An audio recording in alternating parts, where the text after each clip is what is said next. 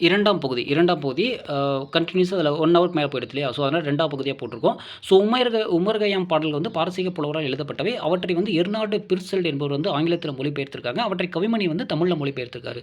சுந்தர ராமசாமி தமிழ்ல எழுதிய ஒரு புளிய மரத்தின் கதை என்னும் நாவல வந்து பிளாக் வென்ட் ஒர்த் என்பவர் வந்து ஆங்கிலத்தில மொழிபெயர்த்திருக்காரு. சூத்திரகன் மிருச்சகடிகம் என்னும் வடமொழி நாடக நூல வந்து மன்னியல் சிறுதேர் என்ற பண்டிதமணி மு. கதிரேசனார் வந்து மொழிபெயர்த்திருக்கிறதா சொல்றாங்க. ஸோ, இது வந்து நம்ம பார்த்தாச்சு. ஸோ, ஃபர்ஸ்ட் பார்ட்ல பார்த்துருங்க. செகண்ட் பார்ட் சின்ன ஒரு விஷயத்த இதோட சேர்த்து முடிக்கிறதுக்காக.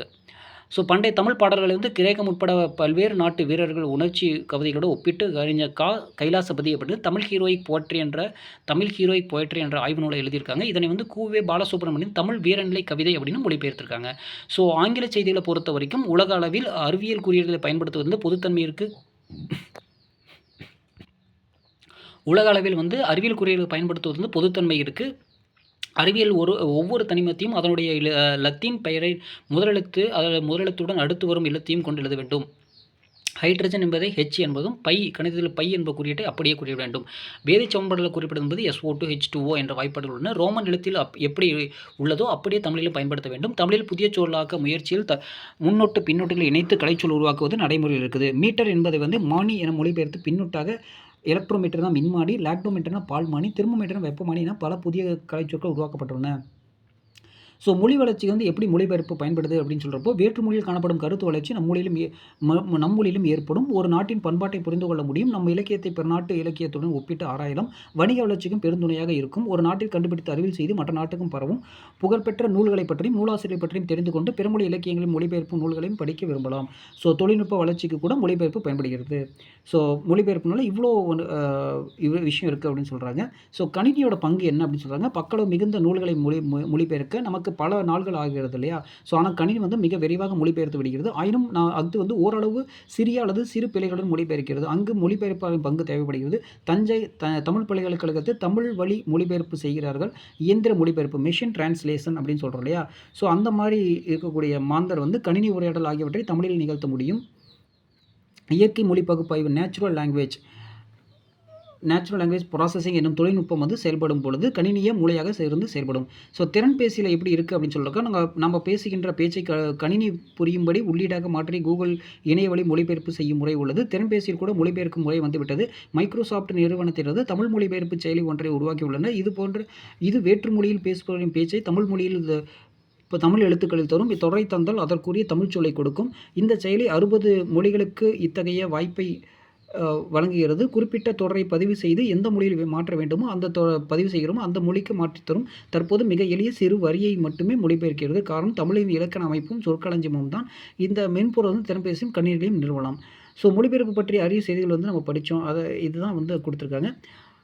ஸோ, இதோட வந்து இலக்கண பகுதிகள் 12ஆம் வகுப்பு சிறப்பு தமிழில் வந்து முடிஞ்சது. ஒரு சின்ன விஷயம் வருது. ஒரு சொல்ல பார்த்த உடனே தமிழ் சொல்ல வட சொல்ல அப்படின்னு நம்ம கூற முடியுமா அப்படின்னு நம்ம ஒரு டவுட் இருக்கும். ஸோ, வடச்சொல் என்பதை கண்டறிய ஒரு சில குறிப்புகள் இருக்குது. தமிழ் எழுத்துக்களின் வடிவம் இல்லா சொற்கள். தமிழ் எழுத்துக்களின் வடிவம் இல்லா சொற்கள்னா புஷ்பம் அப்படின்னு சொல்கிறாங்க. அதாவது இஷுங்கிறது தமிழ்லே இல்லையா? ஸோ, அந்த மாதிரி வடிவம் இல்லாத சொற்கள் இருந்துச்சுன்னா அது வந்து வடமொழி எழுத்து. தமிழில் மொழிக்கு முதல் வார எழுத்துக்கள் தொடங்குவன. ரம்யா, லட்டு, ரா, லா அதெல்லாம் வந்து தமிழுக்கு முதல்ல வந்து தொடங்காது. தமிழில் மொழி இறுதியில் வாரா சொற்கள் வீரேந்திரநாத் அப்படிங்கிற மெய் எழுத்து வந்து இறுதியாக வராது. தமிழில் வேற்றுநிலை மெய்மயக்கத்துக்கு உட்படாத எழுத்துக்கள் பக்தி அப்படின்னு மேற்றில் அதோட இன எழுத்துக்கள் வந்து ஒட்டுங்க ஒரு இக்கு இங்கு இச்சு இந்த இத்து இந்த அப்படின்னு இல்லையா? ஸோ, அந்த மாதிரி வருது எல்லாமே வர எழுத்துக்கள் இல்லாமல் இருந்துச்சுன்னா அது வேற்றுநிலை மெய்மயக்கமாக இருக்கும். அது வந்து தமிழ் எழுத்துக்களாக இருக்காது. தனி குற்றெழுத்தை அடுத்து ரகர ஒற்று அமைந்திருப்பவை தர்மம், நிர்வாகம் அப்படின்னு தனி குற்றல் எழுத்து ரகர ஒற்று அமைந்திருப்பது எல்லாமே தமிழ் எழுத்து கிடையாது. எதிர்ப்பொருளை உணர்த்தும் முன்னொற்றுடன் கூடிய வடச்சொற்கள் நீதி, அநீதி, அநியாயம், நியாயம் அப்படின்னு சொல்லி எதிர்ப்பொருளை உணர்த்தும் முன்னொற்றுடன் கூடிய வடச்சொற்கள் வந்து இருக்கும். ஸோ, அழுத்தமாக ஒழுக்கக்கூடிய சொற்கள் பாவனை அப்படிங்கிற எழுத்தும் நம்மளுக்கு கிடையாது. தமிழில் மென்மையான மொழி தான். வேர்ச்சொற்கள் அல்லது காரணப்பெயர் இன்றியும் சொற்கள் போன்று வருவன எல்லாமே வடச்சொற்கள் தான். வேர்ச்சொல் அல்லாமல் காரணப்பெயர் இன்றியும் வேர்ச்சொல் அல்லது காரணப்பெயர் இன்றி அமையும் சொற்கள் எல்லாமே வடச்சொற்கள் தான் அப்படின்னு சொல்கிறாங்க. அடுத்ததாக அச்சுப்பிழை திருத்தத்தில் வந்து ஒரு சிறிய குறிப்பு இருக்கும். ஸோ பொதுவானவே என்ன ஐவகையான அச்சுப்படி திருத்தக் குறியீடுகள் வந்து டிடி அப்படின்னு சொன்னால் அச்சு திருத்துக்கும் சொல்லையோ எழுத்தையோ நீக்குக அப்படின்னு சொல்லி பொருள். எஸ்டிஇடி அப்படின்னா ஏற்கனவே உள்ளது போலவே இருக்கட்டும். மேற்கோள் குறி போட்டோம் அப்படின்னா சொல்லையோ எழுத்தையோ இந்த இடத்துல சேர்க்கணும். கிராஸ் போட்டோம்னா சரியாக விழாமல் உள்ள எழுத்தை சரி செய்யணும். இரட்டை சாய்வு குறி போட்டோம்னா செங்குத்தாக உள்ளவற்றை சரி செய்க. ஸ்கொயர் பிராக்கெட் போட்டோம்னா புதிய பத்தி தொடங்குக அப்படின்னு சொல்கிறோம். ஸோ கமா வச்சு ஸ்லாஷ் போட்டோன்னா கால் புள்ளியை சேர்க்கவும். செமிகாலன் போட்டோன்னா அரைப்புள்ளியை சேர்க்கவும்.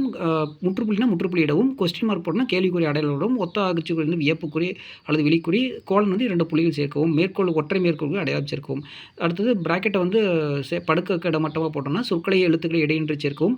ஆஷ் போட்டோன்னா பத்தி வரி மற்றும் சொற்களுக்கு இடையே இடைவெளி தருக அப்படிங்கிற அர்த்தம். அடுத்து இணைக்க வேண்டிய பக்கம் இடது பக்கம் தள்ளணும் அப்படின்னா இடது பக்கம் வந்து வாய்ப்பக்கம் இருக்கும். வலது பக்கம் தள்ளணும் வலது பக்கம் வந்து வாய்ப்பக்கம் இருக்கும்.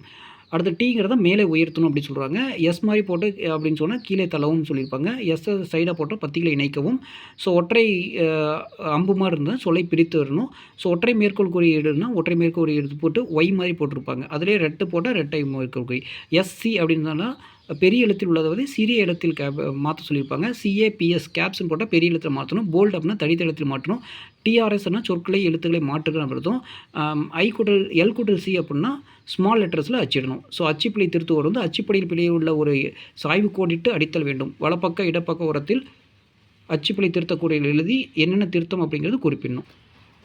ஸோ 12ஆம் வகுப்பு சிறப்பு தமிழில் வந்து நம்ம 4வது இலக்கணவியல் மட்டும் தான் நம்ம பார்த்துருக்கோம். ஓகேவா? ஸோ அந்த லெசனில் இருக்கக்கூடிய டாபிக் மட்டும் தான் நம்ம பார்த்துருக்கோம். ஸோ இது வந்து மேல்நிலை 1ஆம் ஆண்டு சிறப்பு தமிழில் இருக்கக்கூடிய கருத்துக்களை பார்த்தாச்சு. தேங்க்யூ.